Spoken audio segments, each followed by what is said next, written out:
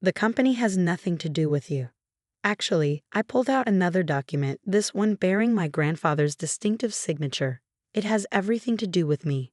You see, while you've all been treating me like a walking ATM, none of you bothered to read the full terms of grandfather's will. We know what the will said.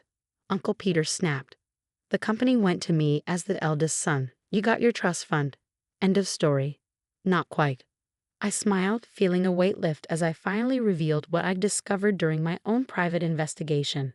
The trust fund was just the beginning. Grandfather left me something else, something he knew you'd all try to take if you found out too soon. What are you talking about? Michael's voice held a note of panic.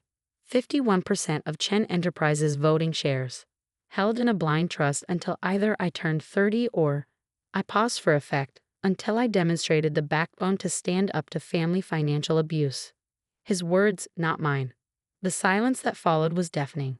I could almost see them calculating, realizing that their years of taking advantage of me had actually been a test, one they'd helped me pass by being exactly who they were. You're lying, Uncle Peter finally managed. I've seen the shareholder documents. The public ones, yes. But grandfather had a separate set of papers filed with his private attorneys. They contacted me last week, after I finally started refusing to write any more checks. Apparently, grandfather had been watching through his old contacts, keeping tabs on how the family treated his chosen heir. Heir? Mom whispered. But Peter is running the company. Is he? I opened another document on my laptop.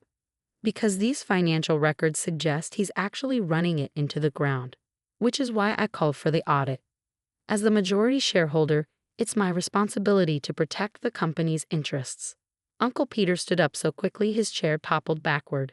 You ungrateful little. Careful, I cut him off. You wouldn't want to threaten your new boss. The audit starts Monday. I suggest you all take the weekend to get your affairs in order, and maybe start calculating how you're going to repay those loans. We'll fight this, Aunt Lisa declared. We'll contest the will. The time limit for contesting expired years ago, I informed them. And even if it hadn't, grandfather's documentation is airtight. He planned this perfectly, right down to the surveillance photos of how you've all been spending my trust fund money. I stood up, gathering my things. Oh, and Uncle Peter, don't bother coming to the office on Monday. As my first act as majority shareholder, I'm suspending all current management pending the audit results. You can't do this, Michael protested.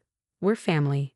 Yes, I agreed, thinking of my grandfather's final letter, which I'd received just that morning. We are family, and it's time this family learned what that really means. As I walked out of the restaurant, my phone buzzed with a text from an unknown number. Project Phoenix is ready to proceed. Shall we begin? I smiled, thinking of the team of forensic accountants and corporate investigators I quietly assembled over the past month.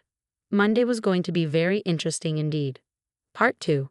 Monday morning dawned bright and clear, a stark contrast to the storm I was about to unleash at Chen Enterprises headquarters. The audit team, 20 of the best forensic accountants and corporate investigators money could buy, was already in place when I arrived. Mr. Chen, Sarah Martinez, the lead investigator, greeted me in the lobby. Your uncle is causing quite a scene on the executive floor. He's refusing to leave his office. I smiled, checking my watch. Give him exactly 3 minutes, then have security escort him out. And the rest of your family? Cousin Michael called in sick. Aunt Lisa is in the HR department trying to access personnel files. Mom, I sighed. Mom's been calling nonstop since last night. Sarah nodded professionally, but I caught the sympathy in her eyes. She'd spent the last month helping me prepare Project Phoenix, our code name for the complete restructuring of Chen Enterprises. She knew exactly what this was costing me personally. The preliminary findings are already concerning, she said, leading me to the temporary command center we'd set up. Your uncle has been systematically draining company resources for years.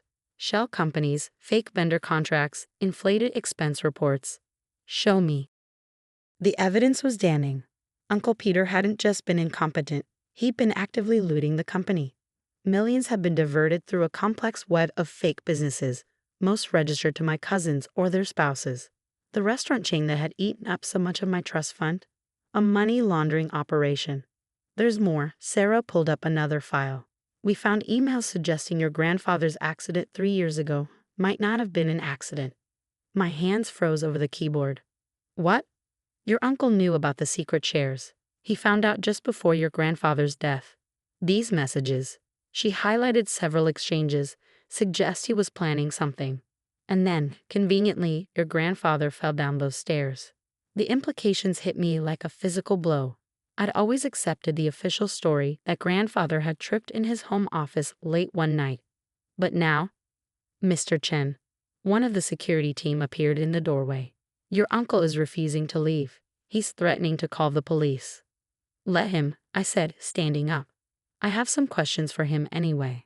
The executive floor was in chaos. Uncle Peter had barricaded himself in his office, while Aunt Lisa was screaming at the security guards trying to escort her from the building. Several longtime employees stood watching, their faces a mix of shock and vindication. You can't do this, Uncle Peter shouted through his door. This company is my life's work.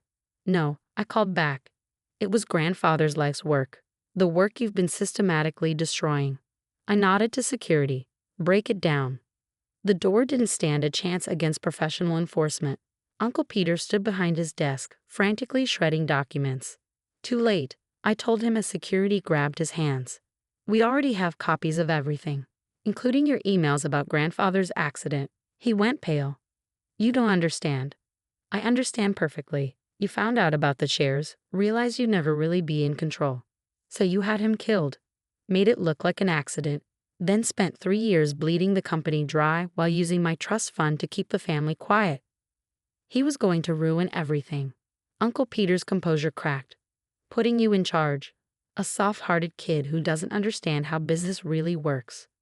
We built this company on certain understandings, certain arrangements. You mean illegal arrangements, I corrected. Money laundering. Tax evasion. Maybe even murder. You can't prove anything. Actually, Sarah stepped forward. We can prove quite a bit. Your rig team was very cooperative once we showed them federal warrants. As if on cue, 2 FBI agents appeared in the doorway, badges displayed. Peter Chen, one of them announced, you're under arrest for conspiracy, fraud, money laundering, and suspicion of murder. You'll destroy this family. Uncle Peter shouted as they led him away. Everything we've built. No, I said quietly. I'm going to save it, just not the way you think. The next few hours were a blur of activity. More arrests were made as the investigation uncovered the full scope of the corruption. Cousin Michael was caught trying to flee the country. Aunt Lisa had a very public meltdown in the company lobby, screaming about family loyalty while being handcuffed. Then came the call I'd been dreading. Daniel? Mom's voice was small, broken. Is it true? About Peter? About Dad's death? Yes, I said gently. I'm sorry, Mom. I know he was your brother, but... No, she cut me off. Don't apologize. I think I always knew something was wrong. The way Peter changed after Dad died, the strange transactions, the pressure to keep asking you for money. She took a shaky breath. Dad would be proud of you, you know, for being strong enough to stop it. I felt tears prick my eyes. Thanks, Mom. There's something else you should know, she continued. Something about Project Phoenix. It wasn't just your idea. My heart skipped. What do you mean? Check your grandfather's old office, behind the painting of the rising sun. He left something there. Something I should have told you about years ago. The line went dead before I could ask more questions. I looked at Sarah, who nodded. Go, she said. We've got things handled here. Grandfather's office had been preserved exactly as he'd left it. Uncle Peter's one sentimental choice. The painting Mom mentioned dominated one wall. A magnificent phoenix rising from flames, the sun breaking through clouds behind it. Behind it, just as she'd said, was another safe. The combination came to me instantly, my birthday followed by the Mandarin characters for strength. Inside was a single envelope, the paper yellowed with age. What I read next would change everything, not just about the company, but about why grandfather had chosen me all along. Part 3. The letter in my hands trembled slightly as I began to read my grandfather's familiar handwriting. My dearest grandson, if you're reading this, then Project Phoenix has begun. You finally stood up to the family's financial abuse and discovered the truth about your inheritance. But there's more you need to know, about why I chose you, about what really happened to our family, and about what must happen next. Chen Enterprises wasn't built by one man, as the family history claims. It was built by two, myself and my best friend, Thomas Morrison, an American who believed in me when no one else would, who helped a young immigrant build his dream with nothing but determination and a handshake deal. Thomas died 30 years ago in what everyone believed was a tragic accident. Everyone except me. Because the night before his death, he showed me evidence that my own brother, your Uncle Peter, had been embezzling from the company. I was a coward then. I let Peter convince me it was a misunderstanding. Let him handle the investigation into Thomas's death. Watched as he slowly took more control, corrupting everything we built with his greed. But I watched something else too. I watched you grow up different from the rest. Saw how you helped other kids in school instead of bullying them like your cousins did. How you worked part-time jobs despite the family wealth. How you treated people with respect regardless of their status. You reminded me of Thomas. That same quiet integrity, that same strength hidden beneath a gentle exterior. So I planned, created Project Phoenix, named for Thomas's favorite saying about how true success rises from the ashes of failure. Used my old contacts to monitor the family, gathering evidence of their corruption. Set up the share structure to test you, to make sure you were ready for what must be done. In the hidden vault beneath my home office, combination 8-24-1969, Thomas's birthday, you'll find everything. Every piece of evidence I collected.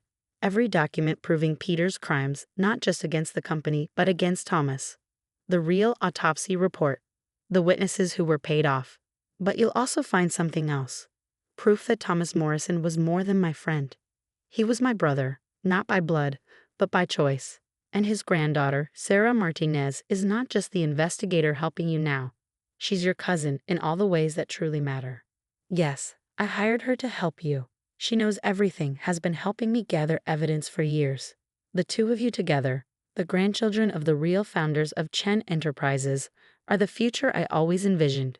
The company was never meant to be just a family business. It was meant to be a force for good, a way to prove that success doesn't require sacrificing integrity. That true family isn't about blood. It's about trust, respect, and doing what's right. Project Phoenix isn't just about exposing corruption. It's about rebuilding Chen Enterprises the way Thomas and I always dreamed. About creating something that honors both our families' legacies. I'm sorry I couldn't tell you this while I was alive. Sorry I had to let you endure years of their abuse to prove yourself ready, but I know you'll understand why it had to be this way.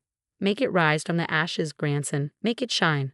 With love and faith, grandfather. I looked up to find Sarah standing in the doorway, tears in her eyes. You knew?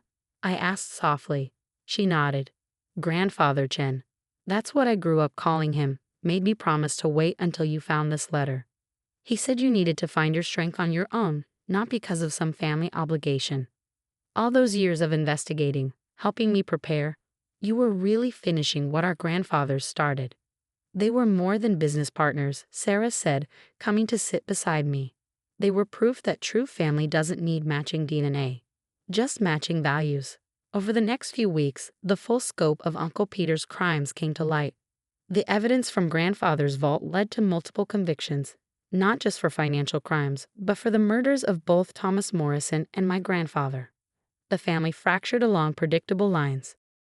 Those who'd benefited from the corruption faced charges of their own. Those who'd simply looked the other way had to live with their cowardice. Mom surprised everyone by becoming one of our strongest supporters, helping us identify other victims of Peter's schemes and making sure they were repaid.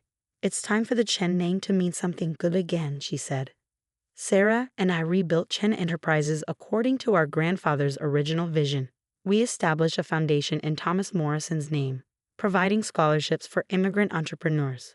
The company's new board included people chosen for their integrity rather than their family connections. The Phoenix Project, as it became known in business circles, was hailed as a model of corporate reform. But for me, its greatest success wasn't measured in profits or stock prices. Last week, Sarah and I had dinner with Mom in the small noodle shop where our grandfathers first planned their business empire. The owner, an elderly man who remembered them both, refused to let us pay. Your grandfathers helped me start this place, he said proudly. Never asked for anything in return except that I help others the same way when I could. That's real family business. Looking around the humble shop, I finally understood what grandfather had been teaching me all along. Success isn't about how much money you make or how many people you can control. It's about the legacy you leave, the lives you touch, the family you choose. Sometimes that family is linked by blood. Sometimes it's linked by something stronger, by shared values, shared dreams, shared integrity. In the end, the greatest inheritance my grandfather left me wasn't the company or the shares or even the truth about our history. It was the understanding that family isn't something you're born into. It's something you build, choice by choice, day by day. Just like a phoenix rising from ashes, stronger and more beautiful than before.